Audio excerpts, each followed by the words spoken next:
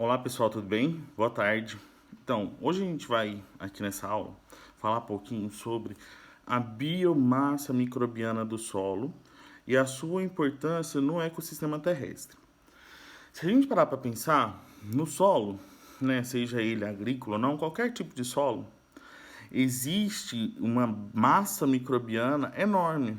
Quando eu falo de microbiano, a gente está falando de fungos, protozoários, bactérias que estão presentes ali e que por si só têm alguma interação entre eles e o meio.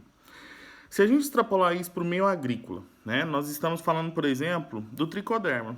Ele é um micro-organismo que está presente no solo e hoje ele é muito utilizado no controle biológico, né, principalmente de outras doenças. Então vamos falar um pouquinho sobre a importância dessa biomassa, né, e desses micro-organismos dentro do nosso meio, certinho?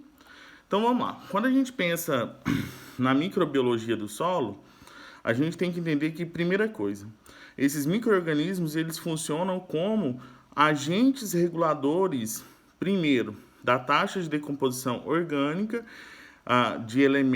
de materiais orgânicos no solo, além da ciclagem dos elementos. Então, se a gente pensar na relação carbono-nitrogênio, a gente está falando da ação dos micro-organismos, que tem que decompor aquela matéria orgânica e depois fornecer esses elementos químicos para as plantas. Se a gente comparar os dois sistemas de plantio que a gente tem, né? O sistema convencional, o sistema, por exemplo, de plantio direto. O plantio direto ele vem principalmente para acrescentar matéria orgânica no solo, né? Então, se a gente tinha antes aração, gradagem e tal, esse solo ele ia ficando pobre em matéria orgânica.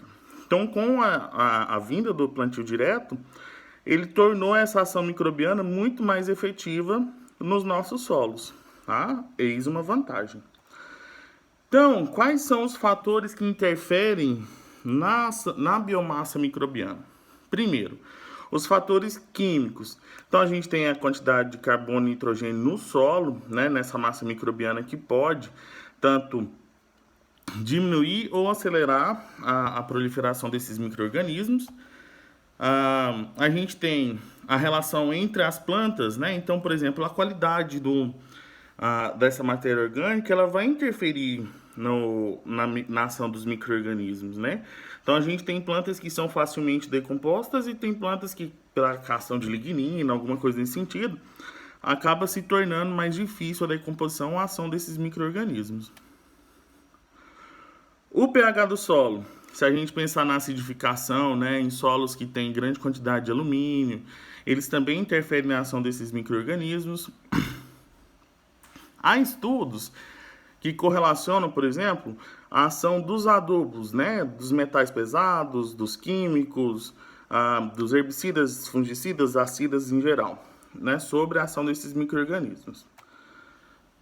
E além desses fatores, a gente tem os fatores físicos do solo. Quando a gente fala de textura, estrutura do solo, umidade do solo, tudo isso vai se entrelaçar e formar inúmeros fatores que influenciam na ação da ação da biomassa microbiana no solo, né?